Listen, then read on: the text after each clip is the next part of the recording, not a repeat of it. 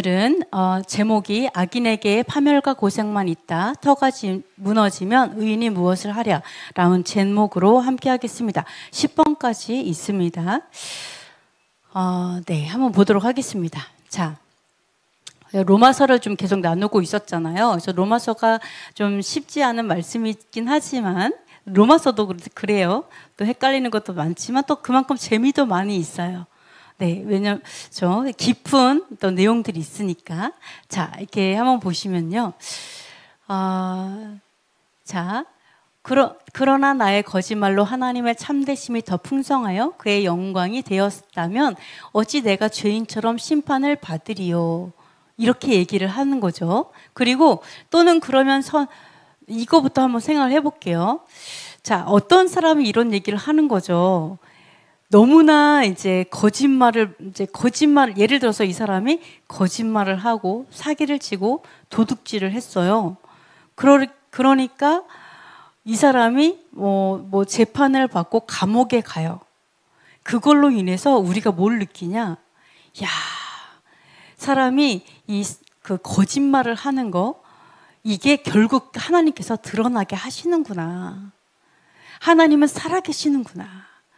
그래서 하나님이 영광을 받으시게 된 거예요. 그 사람의 죄악으로 인하여서. 그러니까 이 사람이 얘기하는 거예요. 아니, 나의 어떤 죄로 인해서 하나님이 더 큰 영광을 받았으면 왜 내가 나쁘다고 할 수 있어? 나로 인해서 영광 받으셨잖아. 이렇게 얘기를 하는 거예요. 꼭 왜 내가 죄인이라고 할 수 있어? 네, 이렇게 말하는 거죠. 나도 오히려 쓰임 받은 거 아니야? 이렇게 하나님의 영광을 위해서 나도 악하게 쓰임 받았지만 어쨌든 하나님 영광 받은 거 아니냐? 이렇게 얘기하는 사람이 있다라는 거죠. 그러면서 이렇게 얘기를 한다는 거예요. 자, 우리가 선을 이루기 위해서 악을 행하자 하지 않겠느냐?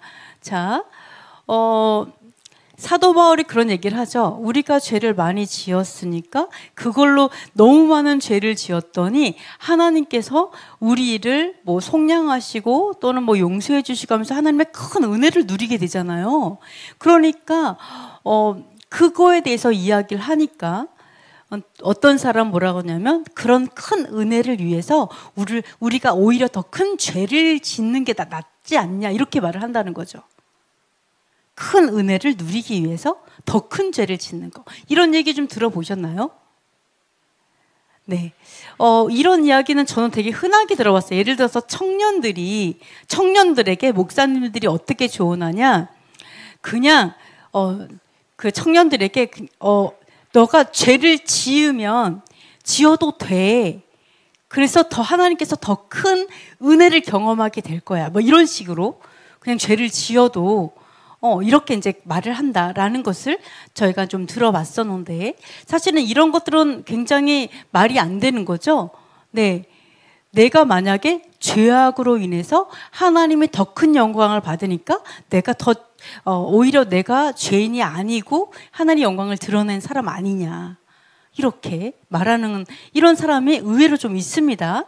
자, 한번 이거에 대해서 이제 예수와께서 말씀하신 부분이 있어요. 예수와께서 시몬에게 이런 얘기를 합니다. 자, 빚 주는 사람에게 빚진 자가 둘이 있었어요. 그러니까 빚을 진 사람이 있었는데 한 사람은요 50데나리온을 빚졌고 한 사람은 500데나리온을 빚졌어요. 예수와께서 물어보는 거예요.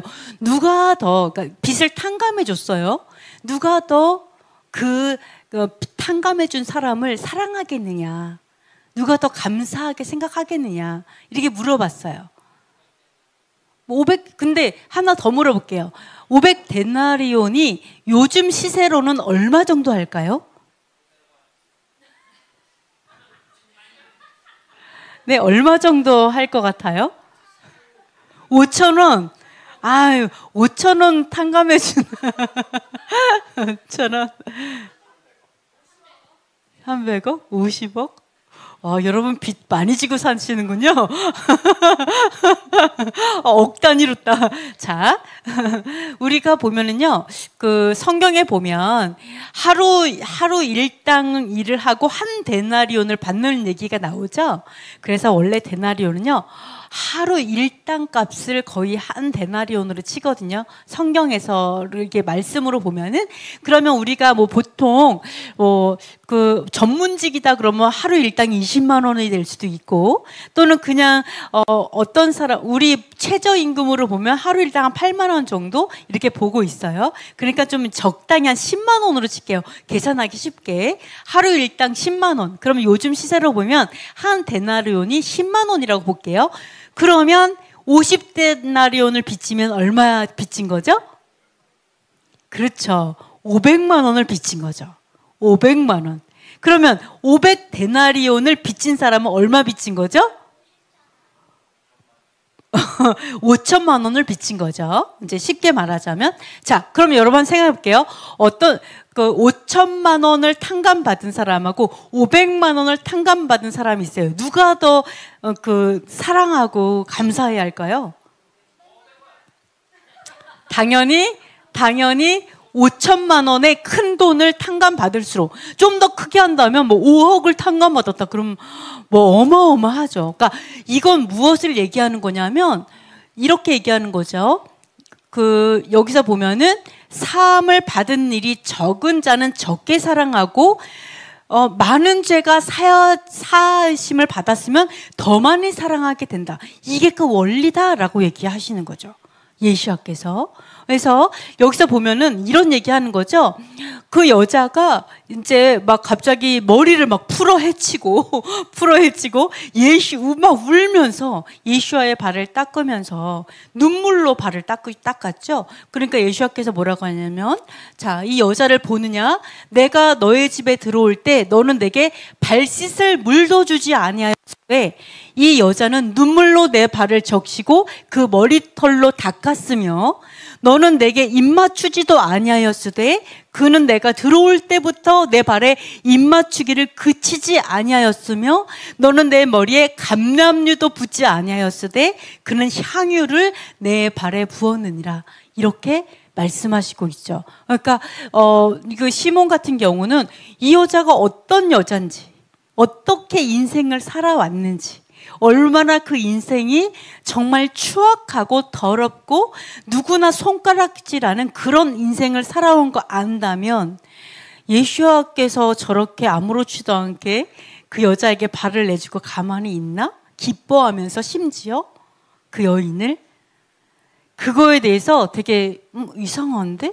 예수와 너무 영적이지 않은 거 아니야? 이런 생각을 한 거죠. 근데 예수와께서 그 말씀을 하시는 거죠. 저 여자는 너보다 더 큰 죄를 탕감받았기 때문에 하나님을 더 많이 사랑하는 거다. 이런 이야기를 지금 하고 계십니다. 그러면 이거를 딱 봤을 때, 그럼 우리가 하나님을 더 많이 사랑하기 위해서 더 큰 죄를 져야 되지 않을까요? 이게 원리라면서요. 이게 원리잖아요. 하나님을 더 많이 사랑하고 싶잖아요. 여러분, 예수와를 정말 이 여자보다 더 사랑하고 싶어. 거의 그냥 포복으로 가서 포복으로 바닥을 기어가서 네, 그 다음에 여러분이 진짜 막 펑펑 울면서 발만 닦지 않고 예수와의 온몸을 눈물로 적셔서 다 씻어드리는, 정말 그렇게 사랑하려면 최소한 이 여자보다 더 큰 죄를 져야 되는 게 아닐까요? 네? 자, 이런 생각을 우리가 좀 할 수 있다라는 거죠. 하나님을 더 많이 사랑하기 위해서. 근데 예수께서 시몬에게 왜 너는 나를 저 여자보다 더 사랑하지 않냐? 라고 해서 막 뭐라고 했어요? 예수께서? 아니죠. 당연해. 너가 요만큼밖에 사랑 안 하는 거, 너가 저 여자보단 그래도 덜 더러웠기 때문에 죄를 좀 덜 졌어. 그러니까 탕감받은 죄가 좀 적으니까 요만큼 사랑하는 거예요. 그러니까 사랑의 크기가 되게 달라요. 어떻게 보면 여러분, 내가 하나님을 더 많이 사랑하면 내가 과거에 더 지은 죄가 많을 수 있어요. 하나님의 원리로 보자면. 맞죠? 그렇게 말씀하시는 거거든요. 그렇다고 해서 하나님께서 너는 왜 날 덜 사랑하냐? 이렇게 말하지 않았어요. 물론 뭐 이 여자를 봐. 너는 그랬지만 이 여자는 나를 더 한다. 왜? 시몬이 비교했죠? 저 여자 저렇게 더러운 여자를 예수님께서 다 받아주시고 뭐라고 하지도 않고 책망도 안 하고 그냥 기쁘게 저 여자의 모든 행동을 기쁘게 받아주시는 거에 너무 이해를 못했잖아요. 근데 오히려 뭐라 했어요? 그 여인의 사랑이 너보다 훨씬 크다. 기뻐하시잖아요. 그래서 뭐라 해요? 이러한 창녀들이 오히려 하나님 나라에 먼저 들어간다. 이런 얘기를 하잖아요. 그러니까 더 큰 죄를 지란 얘기예요? 이게 또 캐시천이 되는 거예요. 여기서 헷갈린다라는 거. 그러면 더 큰 죄를 지라는 말인가? 이런 헷갈릴 수가 있죠. 자, 한번 생각을 해보겠습니다. 자, 더 큰 은혜를 얻기 위해 더 큰 죄를 지어야 하는가? 자, 첫 번째, 하나님의 은혜는 죄를 조장하는 수단은 아니다. 라고 얘기할 수 있어요. 자, 이런 거죠. 하나님의 더 큰 은혜를 얻기 위해서 죄를 더 크게 져야겠네? 그리고 어떻게 돼요? 하나님의 은혜가 은혜를 위해서 죄를 더 크게 져야 되는 이유가 된다라는 거예요. 말이 돼요? 안 된다고 얘기하는 거예요. 왜냐하면 에베소서 2장 10절 읽어보겠습니다. 우리가 그가 만드신 바라 그리스도 예수 안에서 선한 일을 위하여 지으심을 받은 자니 이 일은 하나님이 전에 예비하사 우리로 그 가운데서 행하게 하려 하심이니라. 뭐라 그래요? 예수님 안에서 우리가 예수와의 믿음 안으로 들어가잖아요. 들어가는 이유가 왜 들어간다고요? 더 큰 죄를 짓기 위해서요? 아니죠. 선한 일을 위해서 이미 전에라는 건 태초를 의미합니다. 원어로 태초부터 선한 일을 정하신 거예요. 그 일을 행하라고 우리를 예수 안으로 부르신 거예요. 그러니까 더 큰 은혜를 짓기 위해서 하나님을 더 사랑하기 위해서 죄를 짓는다? 말씀으로 맞지 않다라고 얘기하는 거죠. 자, 두 번째 볼게요. 죄를 계속 짓는 자는 참된 회개와 믿음이 없는 거다라고 얘기하죠. 요한일서 3장 8, 9절 읽어보겠습니다. 죄를 짓는 자는 누구에게 속하나니? 네, 마귀에게 속하나니 마귀는 처음부터 범죄함이라. 하나님의 아들이 나타나신 것은 마귀의 일을 멸하려 하심이라. 하나님께로부터 난 자마다 죄를 짓지 아니하나니 이는 하나님의 씨가 그의 속에 거함이요 그도 범죄하지 못하는 것은 하나님께로부터 났음이라. 자, 여기서 보면은 죄를 지으면 마귀 새끼라고 얘기하는 거예요. 마귀의 자녀들. 제가 너무 좀 이렇게 속된 말을 쓰지 않을게요. 마귀의 자녀분들이다.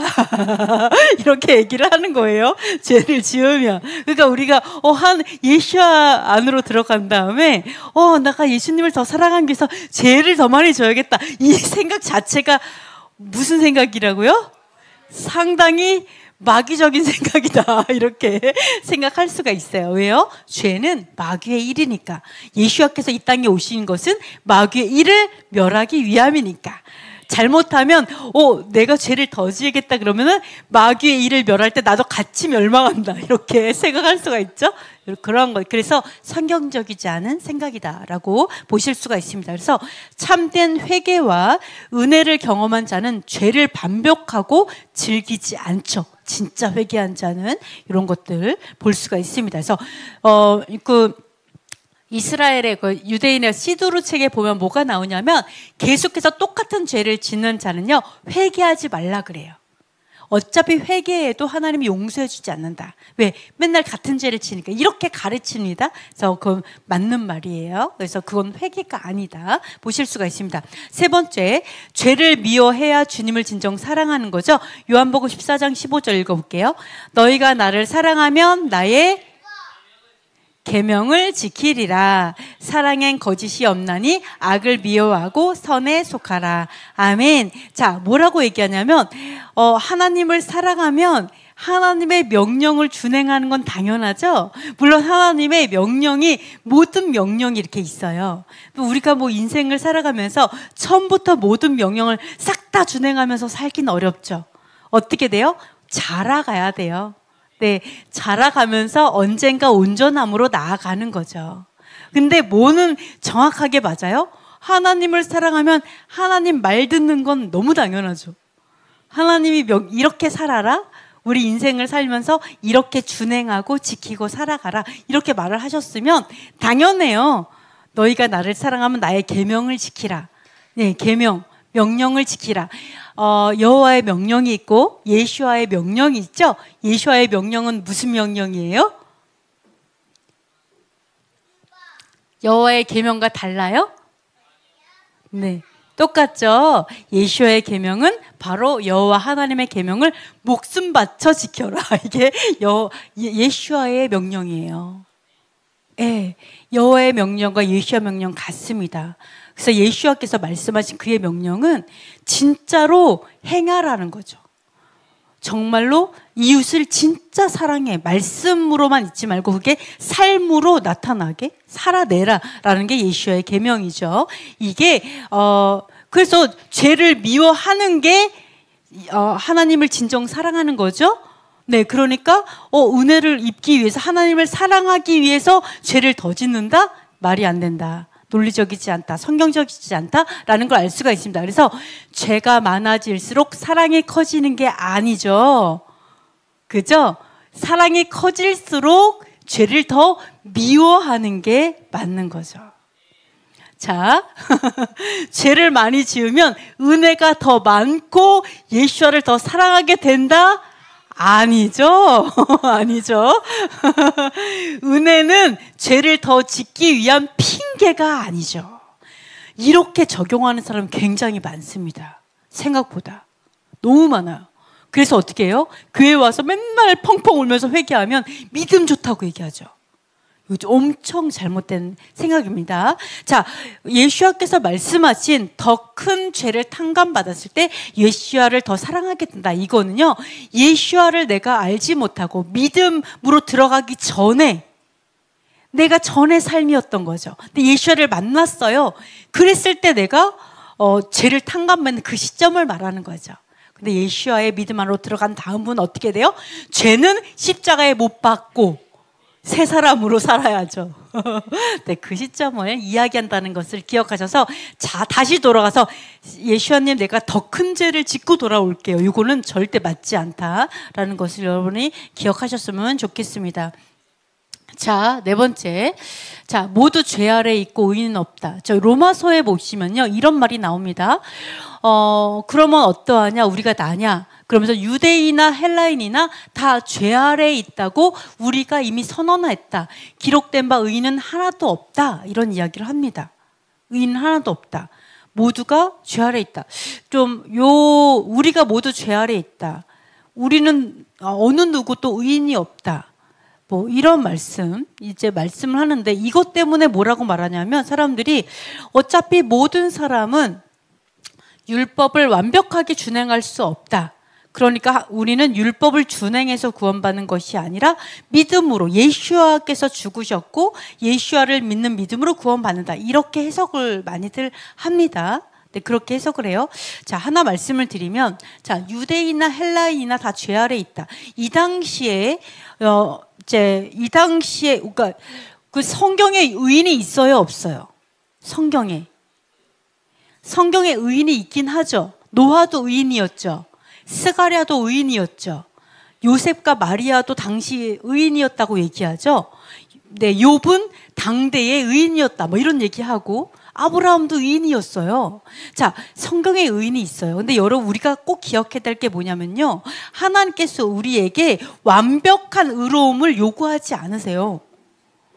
그러니까 우리에게 예수와 같은 정말 그 완벽한 의로움을 우리에게 요구하지 않아요. 만약 우리가 완벽하게 의로워질 수 있었다면 예수와께서 죽지 않으셔도 돼요. 왜요? 내가 완벽한 의로움으로 스스로 구원할 수 있어. 뭔지 아시겠죠? 네, 그러니까 예수의 그 의로움의 수준, 이 수준은요, 그냥 죄가 하나도 없는, 그냥 정말 아무도 그 요한계시록에 아무도 그 봉인을 풀 수 없었잖아요. 그래서 막 절망감에 막 울었잖아요. 이 봉인을 풀어야 하는데 우리 인간 세상에 누가 이런 봉인을 풀 만한 사람이 누가 있냐라고 했을 때 바로 다윗의 자손은 이겼다. 예수와밖에 할 수 없어요. 그러니까 여호와께서 우리에게 의로움을 요구하시는데 여러분이 예수와 수준의 의로움을 여호와께서 우리에게 요구하시지 않아요. 우리에게 요구하신 의로움이 뭔지 아세요? 우리에게 요구하신 의로움? 그러니까 그러니까 여호와께서 우리에게 항상 말씀하시는 건 뭐냐면요, 이거예요. 행한 대로 심판받는 거. 행한 대로 심판받아요. 여호와께서 우리에게 명령들을 주셨잖아요. 모든 명령들을 주셨어요. 계명들을 주셨어요. 그거에 따라 심판해요. 행한 대로. 내가 행한 대로 상을 받고 행하지 못한 대로 심판받고, 이게 여호와께서 우리에게 요구하신 의로움이에요. 그러니까 어때요? 우리가 살면서 온전함으로 나아가려고 노력하는 거예요. 어떤 사람은 이만큼 준행해요. 어떤 사람은 요만큼 준행해요. 우리는 그냥 나아갈 뿐이에요. 야, 내가 너보다 더 의로워. 하나님이 봤을 땐 다 더러울 뿐이에요. 온전하지 않아요. 바울이 얘기했잖아요. 이 사람은 이만큼 죄를 졌고 이 사람은 요만큼 죄를 졌어도 하나님 보기에는 어떻다고요? 똑같이 죄인이에요. 어차피. 그죠? 그러니까 우리에게 인생을 주신 이유는, 어차피 인생 주신 이유는요, 하나님께 도달하기 위해서 모두가 우리가 가는 거예요. 여정을 가는 거예요. 그 성장 수준이 어떤 사람은 고등학생인데 어떤 사람은 유치원생일 수 있어요. 그래도 고등학생이 유치원 되고 너는 아직도 그거밖에 안 자랐냐? 이러면서 그렇게 할 수 없다는 거죠. 맞죠? 그러니까 우리가 꼭 기억해야 될 거는 뭐냐면, 하나님께서 우리에게 요구하시는 것은요, 그냥 행한 대로예요. 행한 대로. 내가 하나님 앞에 온전함으로 드릴 수 있도록 나아가면 돼요. 그게 하나님께서 말씀하시는, 우리에게 주신 의로움이거든요. 근데 우리가 처음부터 완벽하게 의롭지 못하니까 나는 못해, 이렇게 적용할 수는 없어요. 그러나 우리가 꼭 기억해야 될 게 뭐냐면은, 의의는 하나도 없다는 거예요. 우리가 인생을 살아갈 때 하나님이 봤을 때 완벽한 의로움을 우리가 이제 이거를 가질 수 있는 사람은 없어요. 자, 그리고 또 하나 보시면, 완벽하게 의로울 수 없기 때문에 뭐가 있어요? 예수와의 완벽한 보혈이 있는 거예요. 우리가 완벽하게 의로워질 수 있다면 스스로를 구원해서 영생을 얻겠죠. 그죠? 완벽하니까. 근데 우리는 아무리 내가 다 준행하고 하나님께 모든 걸 드리려고 온전함으로 나아간다고 해도 예수와의 의로움엔 도달을 못하기 때문에 예수와의 보혈이 우리에게 필요한 거예요. 씻음이 필요해요. 누구나, 모든 자가. 그래서 우리가 죽고 부활할 때는 예수와의 그 휘장, 예수와의 보혈을 지나가게 되고, 그게 완전히 내가 온전함으로 살아간다고 노력을 했어요. 그래서 내가 죄와 피 흘리기까지 싸워서 예수와의 제자로서 내가 승리했다 해도, 그럼에도 예수와의 보혈에 씻겨짐이 필요하고 그걸 통해서 영생을 얻는 거죠. 이게 구원의 절차예요. 그러니까 예수와께서는 영광 받으시기에 합당하신 거예요. 왜요? 자, 우리가 예를 들어서 살인하지 않았는데 사형을 당한다고 해도 억울하죠. 근데 진짜 쥐꼬리만한 진짜 죄악이 하나도 없는, 흠과 티가 전혀 없는 예수와께서 정말 그 엄청난 범죄자와 같이 취급을 받으면서 수치를 당하면서 죽으셨잖아요. 그분의 그 억울함은요, 우리가 상상을 초월한데도 예수와께서 그걸 억울해하지 아니하시고 우리를 위해 죽으신 거잖아요. 그렇기 때문에 그분은 영광받기 합당하신 거예요. 그런 것들을 말씀하고 있어요. 이렇게 본다면요, 이 세상에는 의인은 아무도 없어요. 스가랴도 의인이 아니에요. 요셉도 의인이 아니에요. 마리아도 의인이 아니에요. 그렇게 본다면. 그렇죠? 그런 것들을 볼 수가 있습니다. 그리고 또 하나는요, 자, 로마서에서 보면은 그 당시에 그 사도 바울이 복음을 전하는 대상자들을 보면요, 유대인에게 복음을 전했죠, 회당에서. 그럼 그 유대인들은 어떤 사람이었어요?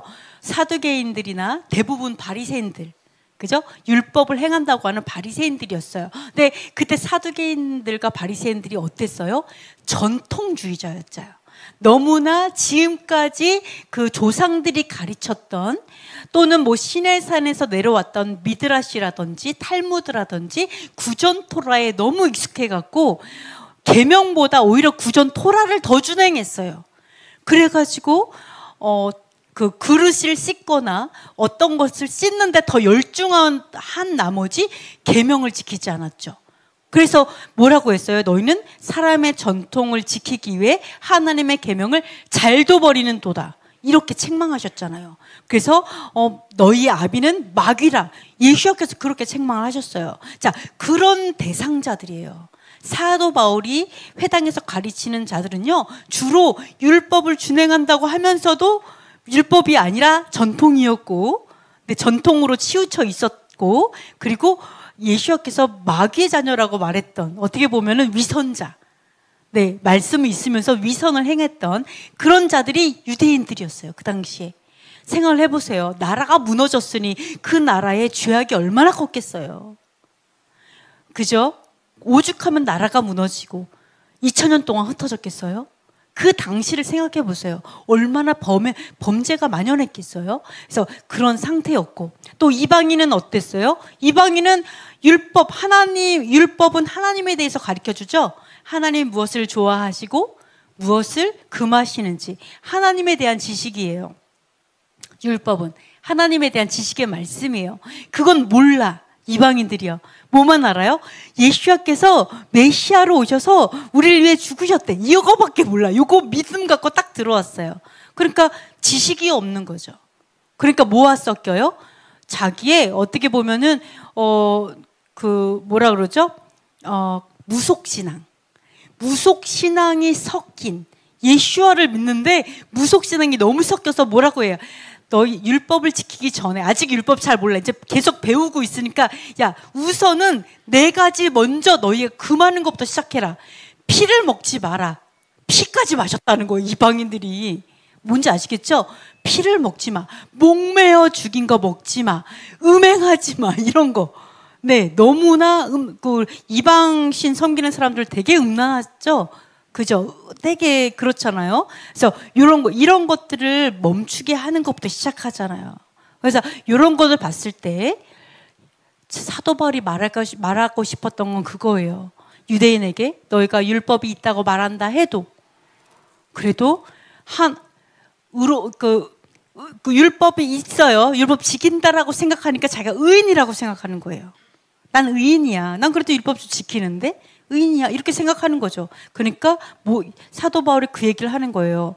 의인이 아니다. 그거 가리키는 거예요.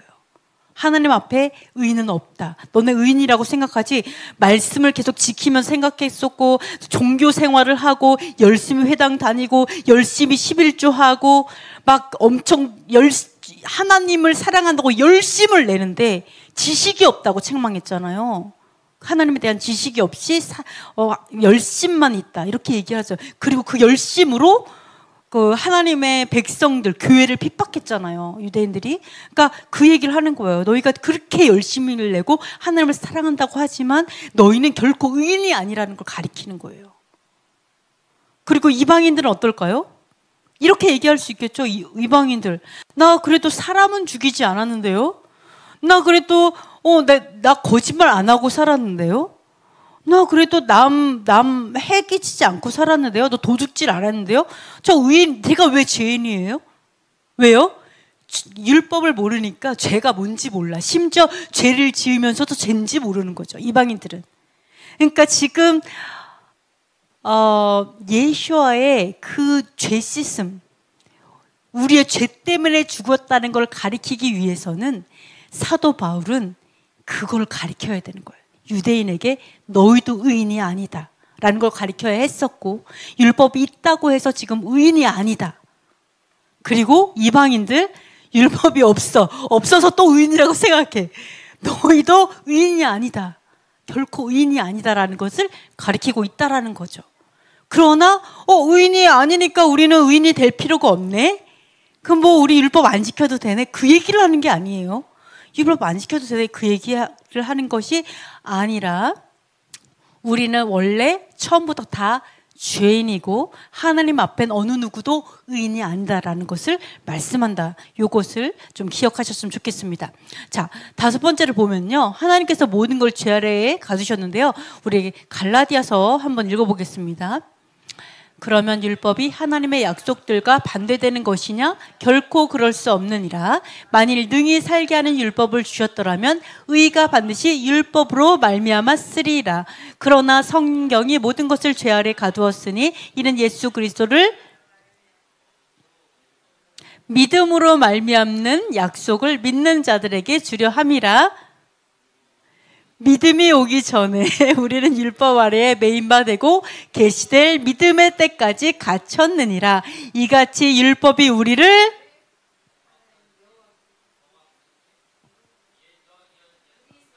그렇죠. 그리스도께로 인도하는 초등교사가 되어 우리로 하여금 믿음으로 말미암아 의롭다함을 얻게 하려 함이라. 아멘. 자, 다 맞추셨어요. 역시 머리가 모이면 모든 걸 할 수 있습니다. 자, 여기서 보시면은요. 약속이 나오죠. 약속은 믿음과 같은 말이에요. 왜요? 아브라함의 믿음을 보시고 약속을 하셨기 때문에 믿음으로 약속을 얻었다라고 얘기하죠. 그래서 믿음과 약속은 거의 같이 가는데요. 보면은 율법이 약속과 반대냐? 이 말은 뭐냐면 율법과 믿음이 반대냐라고 얘기하는 거예요. 네, 내가 믿음으로 구원받는 것과 율법이 반대냐라고 얘기하죠. 그러나 결코 그렇지 않다. 오히려 능히 살게 하는 생명을 주는 것이 그러한 율법을 주셨다면 반드시 의로움이 율법으로 말미암았을 것이다. 자, 우리가 자, 그러면서 뭐라고 하냐면 성경은 모든 것을 죄 아래 가두었다. 여기서 이 얘기를 하는 거죠. 의로움은 율법으로 말미암게 만들지 않았다. 그죠? 어려운 말씀일 수 있는데 율법으로 말미암지 않아요. 약속으로 말미암아, 믿음으로 말미암아요. 그럼 율법과 믿음이 반대냐? 아니래요. 너무 어렵죠? 그 당시에 여러분 철학자들이 있었습니다. 유명한 철학자, 그리스 철학자가 이 시대 다 나왔어요. 사도 바울이 그런 철학자를 대상으로 하기 때문에 여러분이 엄청 똑똑해야지 이걸 알아들을 수 있습니다. 아시겠죠? 자, 로마서 3장 3장 31절에 이 말이 나오죠? 믿음으로 율법을 폐하느냐? 결코 그럴 수 없느니라. 오히려 믿음으로 율법을 굳게 세우느니라. 믿음으로 율법을 세운다고 사도 바울이 말했어요. 그러니까 결코 반대가 아니에요. 아시겠죠? 반대는 아니에요. 자, 이게 무슨 말이냐? 그거 말씀드릴게요. 모든 것을 죄 아래 가두었어요. 자, 유대인이 율법을 안다고 해서 죄를 안 짓고 살 수 있냐? 그렇지 않다는 거예요. 죄를 지을 수밖에 없다라고 얘기도 하고 있어요. 자, 모든 것을 죄 아래 가두었어요. 왜 그러냐면은 예수 그리스도를 믿음으로, 이거는 사실은 이 말이에요. 예수 그리스도를 믿는 게 아니라 예수와의 그 믿음에 속할 때, 예수와의 믿음을 가질 때, 그때 약속을 믿는 자들이 받게 하는 것이다. 즉 뭐예요? 약속은 뭐의 약속이에요? 영생의 약속. 영생을 믿음으로 인해서 얻게 하려고 일부러 모든 것을 죄 아래 두었다. 우리 모든 인간은 죄인이게 만들었다는 거예요. 율법을 알고 모르고가 중요하지 않다는 거예요. 그냥 인간은 죄인이에요. 그래서 믿음으로 얻게 만들어 놨어요. 이거 세팅됐어요. 율법을 행해서 구원받는 게 아니고요. 믿음으로 구원받게 아예 처음부터 정하셨어요. 그럼 율법 필요 없냐? 결코 아니다. 이렇게 얘기하는 거예요. 그건 결코 아니야. 그러면 무슨 말이에요? 여기서 말을 하죠. 자, 믿음이 오기 전까지는 율법 아래에 매여가지고, 이 말이 뭐냐면 진정한 믿음을 만나기 전에는요, 내가 율법을 먼저 알았어요. 유대인들은 엄마 따라가 회당을 다녔죠. 그죠? 근데 믿음은 아직 하나님 못 만나봤어. 아직은 정말 살아계신 하나님을 경험해 보지 않았어. 그러면 이 사람은 회당도 다니고 11조도 하고 엄마가 말하는 대로 모든 걸 다 해요. 뭐 기도도 하고 다 하지만, 그러나 그것은 살아있는 믿음이 아니라고 얘기하는 거예요. 아직 죄를 이길 만한 믿음이 없다는 거예요. 율법에 매여 있다는 거는 아직 죄는 못 이긴다는 거를 얘기합니다. 여러분, 이거 이해하기 쉽게, 만약에 자녀를, 교회를 맨날 손잡고 자녀 교회 데리고 다녀요. 그 자녀가 엄마 나 이제 믿어줘, 이제 하나님이 살아계시는 걸 알겠어 라고 하지 않은 한 이 아이는요, 스스로 죄를 이길 만한 믿음은 없다는 걸 얘기하는 거예요. 이해돼요? 죄를 이길 능력이 있으려면 믿음을 만나야 된다 얘기, 유대인을 대상으로 설명하고 있는 거예요. 그래서 율법의 역할 어떻게 한다? 율법이, 아이가 회당을 다녀요. 엄마를 따라서. 어린 신앙이 어린 신앙. 아직 믿음 못 만났 어린 신앙. 이러면 어떻게 해요? 율법을 준행해요. 엄마 얘기하는 대로 이렇게 준행하면요, 결국 이 율법이 어떻게 한다? 아, 바로 이분이 예수아구나 라는 거. 아, 이런 분이 바로 살아계신 하나님이구나, 이거를 알게 한다고요. 즉 그리스도께로 인도해갖고 믿음을 만나게 한다고요. 자, 초등교사가 되어갖고 어떻게 한다고요? 결국 믿음으로 인해서 의로워지게 만든다고요. 뭔지 아시겠죠? 말씀 중에 말씀이 율법이죠? 말씀 중에 말씀이 율법. 자, 우리는 율법에 대한 생각을 너무 많이 안 하니까 쉽게 설명하면, 성경책이 있어요. 아이가 엄마가 성경 읽어라 그래가지고 교회 다니면서 성경 읽어요. 근데 아직 하나님 만난 적이 없어. 그냥 엄마가 하라니까 그냥 교회 다니고 성경 읽어. 근데 성경 읽다가 어떻게 돼요? 아, 이분이 바로 그분이구나. 어때요? 아이가 힘들 때, 너무 어려울 때, 시험이 코앞에 있을 때 하나님, 잠깐 엄마가 이럴 때 기도하라고 했지. 기도했어. 그때 어떻게 해요? 기적을 경험했어. 이분이 바로 내가 그렇게 읽던 그분이구나. 하나님을 알게 되는 거죠. 말씀이 결국은 그 사람으로 하나님을 만나게 하는 거예요. 말씀이 진짜 하나님이 누군지 그 얘기를 하는 거예요. 율법은 결국 진정한 믿음을 갖게 하는 방법이다. 왜요? 율법이 하나님에 대한 지식의 말씀이니까. 그죠? 그래서 뭐라 그랬어요? 율법사가 지식의 열쇠, 천국의 열쇠를 가지고 있다고 그러잖아요. 근데 그 당시에 율법을 왜곡되게 가리키니까 뭐라고 그랬어요? 그들이 자기도 천국 열쇠를 갖고 있으면서 자기도 안 들어가고 아무도 못 들어가게 그 열쇠를 치워버린다고 얘기하잖아요. 그걸 책망하시잖아요. 그래서 우리가 율법의 역할이 뭐라고요? 하나님에 대한 지식, 하나님이 뭐를 좋아하는지. 여러분 하나님 좋아하는데 여러분 방식대로, 내 방식대로 사랑하면은 하나님이 기뻐해요? 여러분의 남편이 내가 원하는 방식대로 사랑 안 하고 지가 원하는 대로 나를 사랑해. 그러면 기뻐요? 차라리 사랑하지 마. 그죠? 차라리 그럴 거면 하지 마. 이렇게 됐잖아요. 내가 원하는 건 이게 아닌데 자기 맘대로 해. 그럼 어때요? 고발하고 싶죠?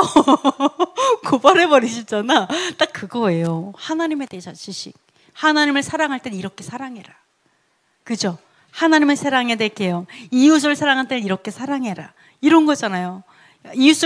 우리가 이웃을 사랑할 때도 하나님께서 주시는 그 말씀대로 사랑하는 거, 이런 게 나오잖아요. 그래서 결국은 율법은요, 진짜 하나님이 어떤 분인지 알게 하는 거고, 정말 메시아이신 예수아가 누구신지를 알게 되는 거. 아, 이분이 바로 메시아 예수아시구나.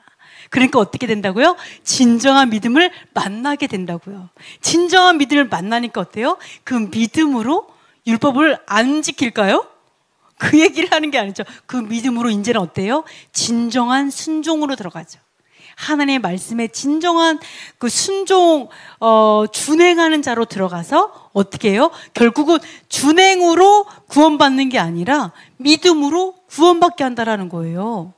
네, 만약에 여러분 어떤 율법의 행위로 구원을 받는다고 한다면,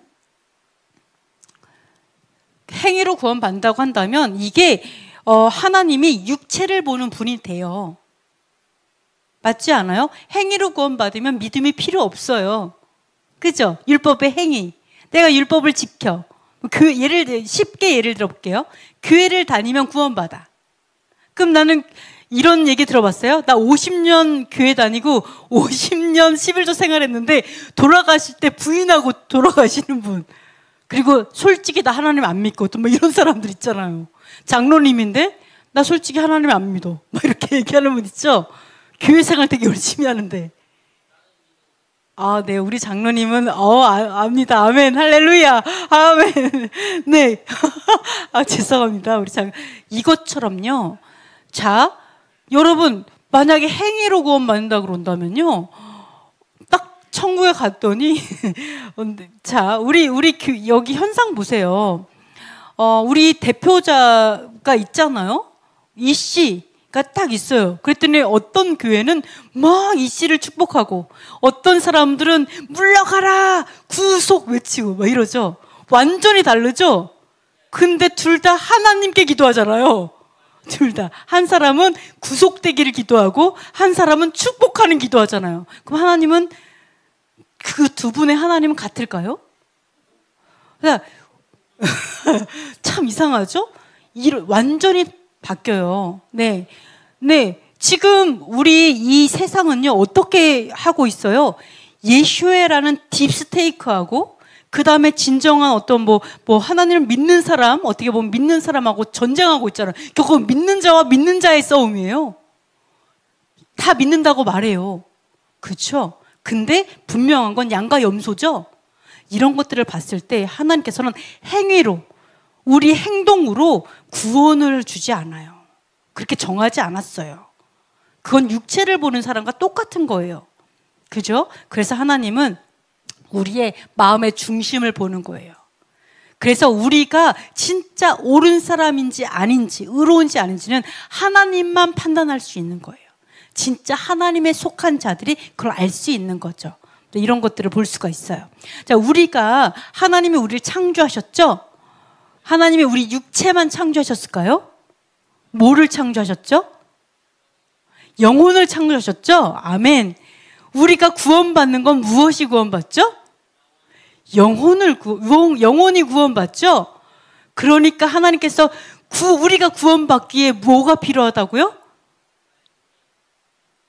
영혼이 필요한 거죠. 믿음은 영혼에 속한 거예요. 심령에 속한 거예요. 그럼 행위가 필요 없냐? 아니죠. 내가 심령의 믿음으로, 진정함으로 인해서 저절로 나오는 게 행위의 열매인 거죠. 진정한 행위가 나오는 거죠. 그래서 온전함을 이루는 거죠. 그래서 이 영생, 이 온전함은 어디서 비롯된다? 행위에서 비롯되는 게 아니라 결국 믿음에서 비롯된다. 그래서 믿음을 보는 거예요. 근데 그러면 믿음만 필요하고 행동은 필요 없어. 어차피 내 육체는 버리고 갈 거니까. 영혼만 구원받으니까 믿음만 필요해. 행위는 필요 없어. 맞을까요? 네, 이것도 말이 안 되죠? 왜냐하면 믿는다고 하면서 순종하지 않으면 그건 무슨 믿음이죠? 네, 귀신의 자녀들의 믿음. 마귀 자녀분들의 믿음. 마귀도 믿고 떤다 이렇게 얘기했잖아요. 마귀도 얼마나 믿음이 있는지 예수 앞에서 떨어요. 우리보다 더 떨어. 믿음이 더 좋아. 근데 그들은요 구원받지 못해요. 왜요? 순종하지 못하니까. 하나님의 말씀에 순종하지 못해요. 결코 할 수 없어요. 마귀의 자녀들은요 결코 순종을 할 수 없습니다.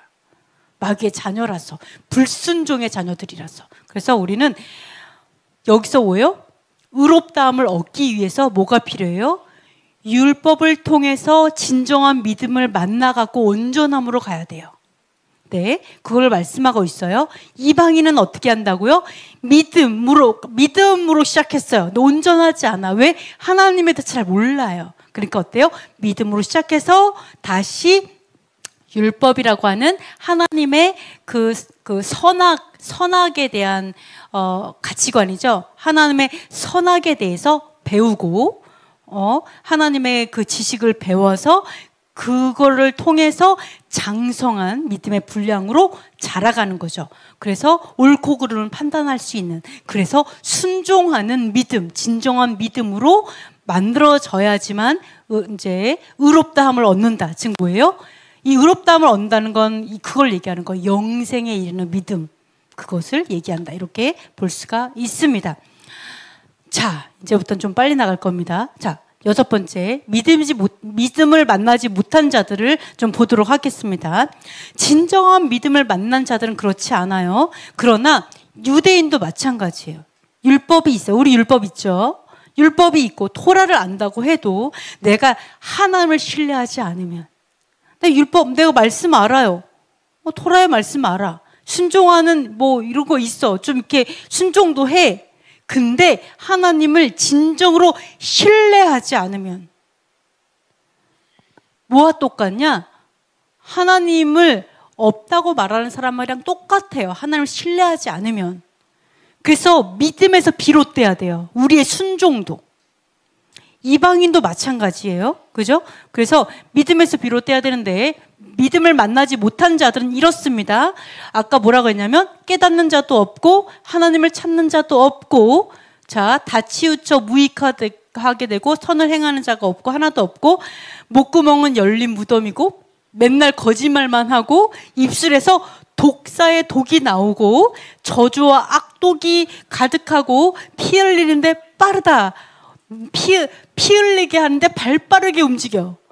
의로운 자들의 피를 흘리게 하려고 너무 부지런하게 악한 일을 행하는 거예요. 이게 뭐냐? 믿음을 만나지 못한 자들, 믿음 없는 자들. 이건 유대인이나 이방인이나 똑같습니다. 믿지 않는 자, 진정한 믿음이 없으면 그래요.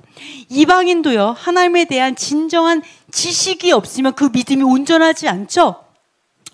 온전한 믿음이 없는 자들은 결국은 뭐예요? 하나님을 언더스탠드하지 못해요. 즉 깨닫지 못해요.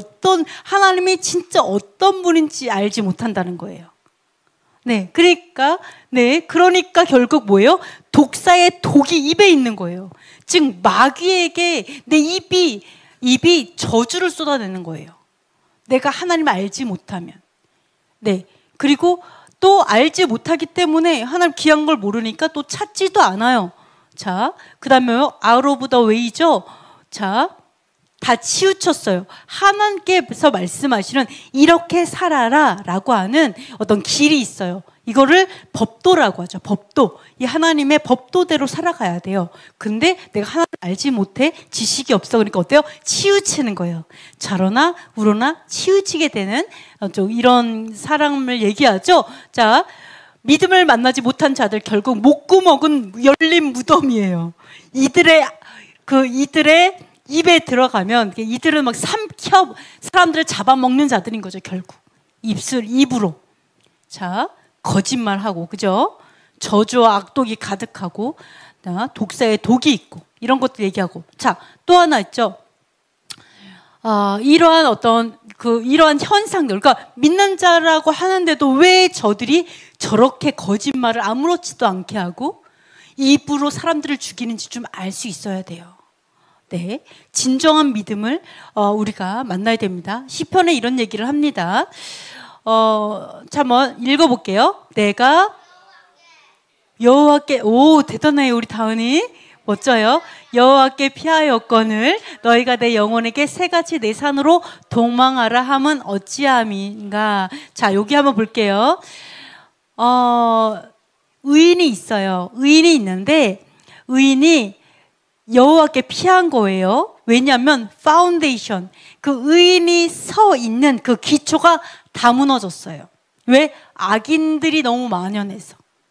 악인들이 너무 득세하니까 파운데이션이 기초가 무너져갖고 의인이 어떻게 할 수가 없는 거예요.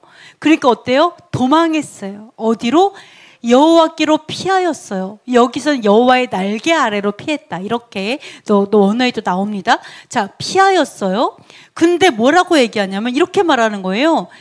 야, 우리가 악인들이 활을 당기고 그리고 어두운 데서 쏠려고 하는 거예요. 의인들을, 마음이 올바른 의인들을 쏠려고 하면서 뭐라고 하냐면, 야, 너 새같이 도망가 봐. 왜 너 도망을 안 가? 왜 너는 스스로를 보호하지 못해? 너는 왜 이렇게 얘기하는 거예요. 그러니까 이 사람이 얘기하는 거예요. 나는 여호와께 피했다. 내가 피할 데가 어딨냐라고 얘기해요. 다윗이 얘기하는 거예요. 의인이 무엇을 하려? 내가 아무리 의인일지라도 할 수 있는 일이 하나도 없다라는 거예요. 아무것도 할 수 없다. 이 상황이. 왜요? 악인들이 그 기초를 다 무너뜨렸기 때문에 나는 할 게 아무것도 없다. 내가 할 수 있는 것은 여호와께 피하는 것, 그거밖에 없다. 여호와의 날개 아래, 그거밖에 없다. 그 얘기를 하는 거예요. 근데도 뭐라고 얘기한다고요? 너 왜 안 숨냐? 너 왜 안 피한? 이렇게 말한다고 하죠. 그러면서 또 공격을 하죠. 그런데 이제 이 다윗이 뭐를 고백하냐 이런 얘기를 합니다. 여호와께서는 그의 성전에 계시고 보좌는 하늘에 있기 때문에 그분의 눈이 인생을 통촉하시는 거예요. 그러면서 그의 안목이 그들을 눈으로 감찰하고 있는 거예요. 다. 네. 그래서 의인은 감찰해 주셔요. 정말 하나님께서 감시하고 그리고 의인을 보호해 주셔요. 여호와께서. 아무도 보호할 수 없지만 여호와께서 보호하시고 어떻게 하냐? 악인과 폭력을 좋아하는 자. 너무 놀라운 게 악인들은요, 악인을 좋아해요. 신기하지 않아요? 악인이라서 그런지 악인을 좋아하고 폭력을 좋아해요. 네, 이런 좋아하는 자를 여호와께서 어떻게 한다고요?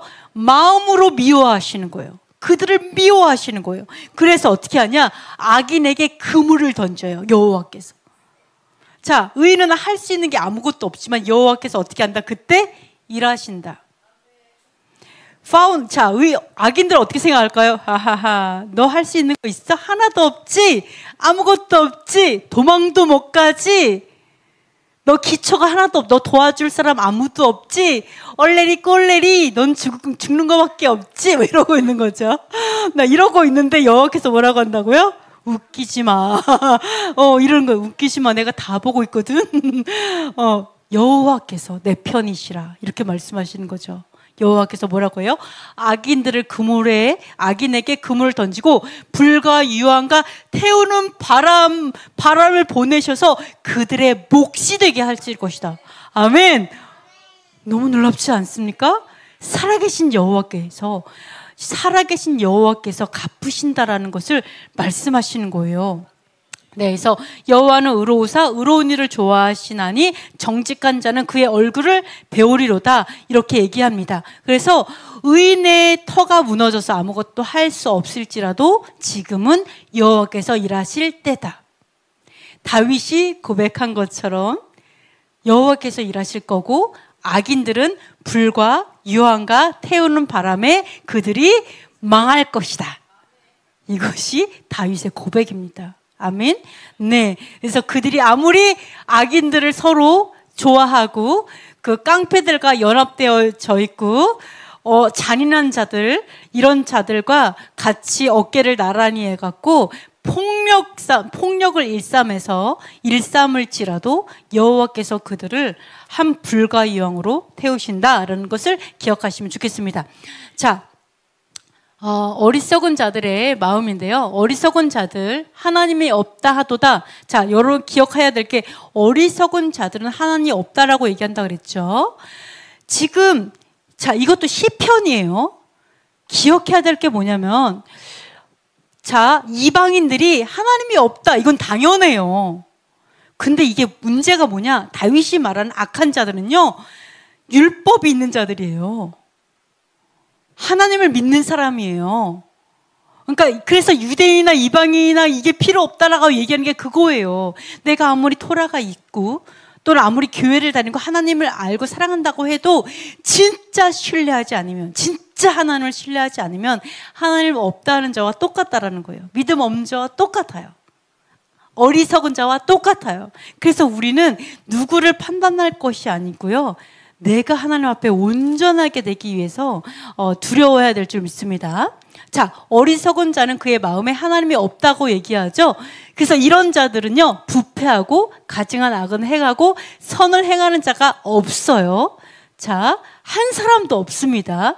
그리고 그래서 이렇게 죄악을 행하는 자들, 믿는 자라고 말을 해도 똑같습니다.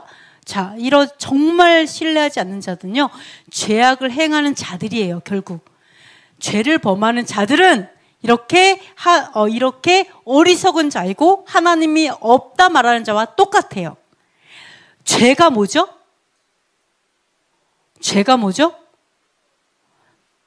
요한일서 3장 4절에 뭐라고 나와요? 죄는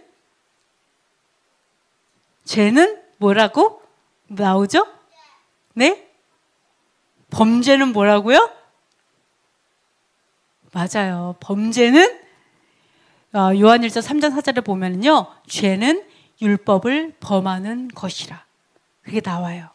불법이라, 개역개정에서는 불법이라 이렇게 나와요. 불법, 법을 어기는 거, 불법이라. 그 불법의 뜻이 뭐예요? 율법을 범하는 것이라. 이게 죄예요. 그러니까 그건 알고 있어야죠. 하나님께 말하는 죄가 뭔지는 알고 있어야죠. 그래서 우리가 인생을 살아가면서 완전함으로 나아가야 될 줄 믿습니다. 근데 그런 걸 알아야 돼요. 근데 여기서 보시면요, 죄악을 행하는 자들이 무지해요. 무지한 자다. 하나님에 대해서 아직은 잘 알지 못하는 거다라고 얘기를 합니다. 우리가 하나님을 알아가야겠죠? 그러니까 우리가 이걸 좀 알았으면 좋겠어요. 나는 죄를 요만큼 졌으면 이만큼 져. 이걸 뭐와 똑같냐면, 내가 하나님을 이만큼 알고 있고 이 사람은 요만큼 아는 거예요. 아는 만큼 보이는 거고요. 아는 만큼 지킬 수 있는 거예요. 그죠? 근데 이거를 서로 비난하고 정죄할 것이 아니고요, 우리가 더 힘을 내서 하나님을 알아가려고 노력하면 돼요. 아멘? 그렇게 돼야 될 줄 믿습니다. 자, 이렇게 돼요. 근데 여기서 뭐냐면, 죄악을 행해서 무지한 자들이 결국 하나님의 백성을 떡 먹듯이 잡아먹는다는 거예요. 여러분, 우리가 우리가 신앙생활하면서 힘들 때 왜 힘들죠? 믿지 않는 사람이 우리에게 뭐라고 해서 힘들지 않아요. 지금은 토라를 회복해야 될 때잖아요. 하나님의 법을 회복해야 될 때다 보니까 율법을 준행하면요, 믿는 사람들이 우리에게 왜 율법을 지키냐, 너는 뭐 어쩌고 저쩌고 막 이런 얘기를 많이 하죠. 믿는 자가 믿는 자를 공격합니다. 보통은. 그죠? 이런 것들을 볼 수가 있어요. 그래서 죄악을 결국은 죄를 행하는 그것이 무지한 거고, 그런 사람들이 결국 진정한 하나님의 백성을 떡 먹듯이 잡아먹는 자들이 그런 자다라는 것을 알 수가 있어요. 그래서 예수야가 죽으셨을 때 누가 죽였어요? 불법을 행하는 바리새인들, 불법을 행하는 그런 종교 지도자들과 그들이 이방인에게 넘겨서 이방인이 죽였잖아요. 즉 불법을 행하는 자들이 하나가 돼서 죽인 거예요. 진짜 하나님의 법을 준행하는 스데반 집사도 어떻게 했어요? 율법을 준행했죠, 당연하게. 그래서 너희들은 율법을 준행하지 않는다라고 얘기해갖고 돌에 맞아 죽었잖아요. 예수께서도 뭐라 그랬어요? 너희들 중에 율법을 행하는 자가 아무도 없도다, 이렇게 말씀하셨잖아요. 예수를 죽이려고 하는 자들에게 예수께서 책망을 하시잖아요. 이런 것들을 볼 수가 있습니다. 그래서 이런 것들이 똑같습니다. 그런데 자, 기억하세요. 이렇게 죄악을 행하는 자들, 무지한 자들의 결국은 어떻게 된다고요? 하나님께서 이들이 하나님의 백성을 떡 먹듯이 누워서 떡 먹듯이 이렇게 잡아먹는데, 이렇게 뭐라고 하냐면, 그들은 두려움이 없는 곳에서 크게 두려워하게 하겠다라는 걸 말씀하고 있어요. 크게 두려워하지 않는데 혼자 두려워해. 왜? 죄 지은 게 많아서 하나님이 두렵게 하신 거예요. 크게 두려워하게 하고, 그 다음에 하나님께서 그들의 뼈를 쳐갖고 흩으세요. 그 악한 자들의 뼈를 흩으세요. 그리고 그들을 버리세요. 감사하죠? 그래갖고 수치를 당하게 하시겠다. 이렇게 약속하여 주셨어요. 기억하세요. 두렵지 않은 곳에서도 두렵게 하시고, 악한 자들을. 그리고 하나님께서 그들의 뼈를 흩어버리셔서 서 있지 못하게 오징어처럼 만들어버리시고, 그리고 그들을 버리셔서 수치를 당하게 하시는 것이 바로 죄를 짓는 악한 자들의 결국이다. 아멘. 하나님이 이렇게 전쟁하십니다. 그들을 향해서. 그래서 뭐라고 그래요? 구원하여 줄 자가 누구인가? 우리를 구원할 자가 누구인가? 자, 하나님이 자기 백성의 포로된 것을 돌이키시고, 그래가지고 어때요? 결국 우리가 그렇게 고난을 당하였지만 여호와께서 전장해가지고 이렇게 갚아주셔가지고 어떻게 된다고요? 야곱이 즐거워하고 이스라엘이 기뻐한다. 왜? 여호와께서 구원하여 주셨으니까. 그러니까 여호와께서 구원하신다는 건 뭐예요? 행한 대로 갚아주신 거예요. 그래서 구원자가 되는 거예요. 행한 대로. 이 기준이 뭐예요? 하나님의 언약의 말씀. 하나님의 언약의 말씀이 계명이죠. 모든 명령의 말씀이 기준이에요. 그거에 따라서 그들의 그대로 갚아주시는 거예요. 그 불의함대로. 그래서 구원이 되시는 거죠. 또 그런 것들을 구원할 자는 아까 다윗이 말한 여호와시다. 이렇게 말하고 있습니다. 9번째 보면요. 로마서에 자 한번 읽어보겠습니다. 파멸과 고생이 그 길에 있어 평강의 길을 알지 못하였고 그들의 눈앞에 하나님을 두려워함이 없느니라 함과 같으니라. 아멘. 자, 여러분 너무 재밌는 게 뭔지 알아요? 이런 사람들이 저는 이게 너무 재밌는 게 이렇게 생각해요. 나는 하나님을 믿지 않아. 그러니까 나는 하나님의 계명을 불순종할 거야. 그래서 불순종해요. 그리고 어떤 사람은 순종해요. 그러면은 불순종하면은 그 사람 하나님을 떠난 걸까요? 하나님을 떠나가지고 그 하나님의 밖에서 하나님의 밖에서 살아가는 걸까? 이 언약에서 완전히 벗어나서 살아가는 걸까요? 제가 한 가지 말씀드리자면요. 순종하든 불순종하든 하나님의 말씀에서 벗어날 수가 없어요. 어차피. 왜냐하면 창조주 여호와시잖아요. 창조주 하나님. 우리가 불순종하면요. 불순종의 언약으로 혼날 뿐이에요. 재앙이 따라올 뿐이에요. 순종하면 순종의 언약으로 축복이 따라오고 불순종하면 그에 대한 언약으로 재앙이 따라올 뿐이에요. 어차피 우린 하나님에게서 벗어날 수 없어요. 창조주 여호와의 말씀에서 벗어날 수가 없어. 어차피 우리가 믿지 않는다고 믿지 않는 게 아니고 우리가 하나님을 벗어나고 싶다고 해서 벗어나는 게 아니거든요. 단지 뭐만 있다? 내가 하나님의 말씀에 불순종하면 뭐가 따라온다?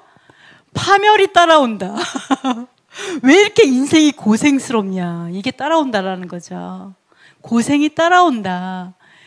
길이 평탄하지 않아. 뭐를 해도 내가 분명히 앞으로 뭐라 그러지? 하여간 머피의 법칙이 그대로 적용이 되는 하여튼 이런 거죠. 자, 그래서 정말 지혜로운 사람, 어차피 하나님을 벗어날 수 없기 때문에 정말 지혜로운 사람은 어떤 사람이다? 결국 하나님의 율법을 자유롭게 하는 율법을 실천하는 자에게 복이 있도다. 야고보서 1장 25절이죠. 지혜로운 자는 자유롭게 하는 율법을 실천하는 자다. 복 있는 자는. 그렇죠? 왜냐하면은 준행하지 않으면 이러한 파멸과 고생과 나가도 저주, 들어와도 저주 이런 게 이 언약이 돌아가요. 인생 가운데. 아시겠죠? 그래서 너무 안타까운 건 뭐냐면요. 어리석은 자. 진짜 하나님을 신뢰하지 않으면요. 하나님의 말씀이 아무리 그렇게 써 있어도 믿지 않아요. 내 생각엔 그게 아닌데 내 생각에는 이래야 잘 돼. 결국 자기 생각대로 살죠. 그러니까 어떻게 돼요? 하나님의 언약에서 벗어나요. 하나님은 분명히 그렇게 하지 말라고 했는데 내가 판단해서 그렇게 가니까 불순종하니까 결국 그 길은 파멸과 고생과 고달프고 이런 여러 가지가 와요. 그런데 평강의 길도 알지 못해요. 어떻게 편안해질 수 있는지, 어떻게 그 인생길이 정말로 가벼워지고 성공하고 또는 정말 그 샬롬하고 축복이 있고 들어와도 나가도 복이 있고 이런 것들을 모른다라는 거예요. 해야 되는 방법을 모른다. 이거를 얘기하고 있어요. 왜요? 그들의 눈앞에 하나님을 두려워하지 않으니까. 이건 뭘 얘기하는 거예요? 죄에 대한 두려움이죠. 죄를 두려워하지 않아요.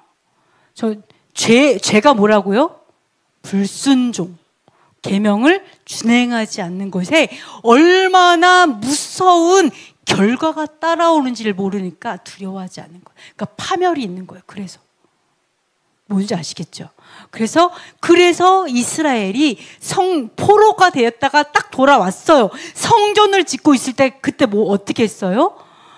그 이방 여인이랑 결혼하는 걸 보고 느헤미야와 스가랴 선지자가 막 울고 통곡하면서 어떻게 너희가 이렇게까지 우리가 하나님께 혼나서 다 끌려갔다가 이제 돌아와서 다시 짓고 있는데 또 다시 죄를 짓느냐고 엄청 책망하잖아요. 근데 이런 것들을 봤을 때 우리가 정말 하나님을 두려워해야 돼요. 죄를 두려워해야 돼요. 하나님이 뭐 싫어하는지 이거 공부해야 돼요. 하나님이 뭐를 좋아하는지 뭐를 싫어하는지 공부해야 돼요. 그래서 우리가 이거를 벗어나야 될 줄 믿습니다. 이게 마지막입니다. 10번. 그래서 주의 심판은 큰 바다 같은데요. 자, 한번 읽어보도록 하겠습니다. 악인의 죄가 그의 마음속으로 이르기를 그의 눈에는 하나님을 두려워하는 빛이 없다 하니 그가 스스로 자랑하기를 자기의 죄악은 드러나지 아니하고 미워함을 받지도 아니하리로다 함이로다. 그의 입에서 나오는 말은 죄악과 속임이라. 그는 지혜와 선행을 그쳤도다. 그는 그의 침상에서 죄악을 꾀하며 스스로 악한 길에 서고 악을 거절하지 아니하는도다. 여호와여, 주의 인자하심이 하늘에 있고 주의 진실하심이 공중에 사무쳤으며 주의 공의는 하나님의 산들과 같고 주의 심판은 큰 바다와 같으니이다. 여호와여, 주는 사람과 짐승을 구하여 주시나이다. 교만한 자의 발이 내게 이르지 못하게 하시며 악인들의 손이 나를 쫓아내지 못하게 하소서. 악을 행하는 자들이 거기서 넘어졌으니 엎드러지고 다시 일어날 수 없으리이다. 아멘. 자, 여러분 기억해야 될 게 뭐냐면 우리가 하나님의 이제 모든 계명의 모든 말씀들이 있습니다. 우리가 인생을 살아가면서 제가 아까도 말씀드렸지만 온전함으로 이렇게 나아가는 거라고 말씀을 드렸잖아요. 그래서 우리가 나는 요거 계명을 못 지키는데 뭐 이렇게 하면서 너무 스스로 이제 뭐 자책하거나 정죄감에 하지 마시고 기도하셨으면 좋겠어요. 하나님 순종할 수 있도록 해달라고 기도하면서 나가셨으면 좋겠어요. 그런데 이게 우리가 하나님께서 모든 나라를 모든 백성을 제사장 삼지 않았죠. 그렇죠. 제사장은 레위 지파에서도 제사장 사독으로 해서 제사장 지파를 세우셨고 나머지는 일반 백성이잖아요.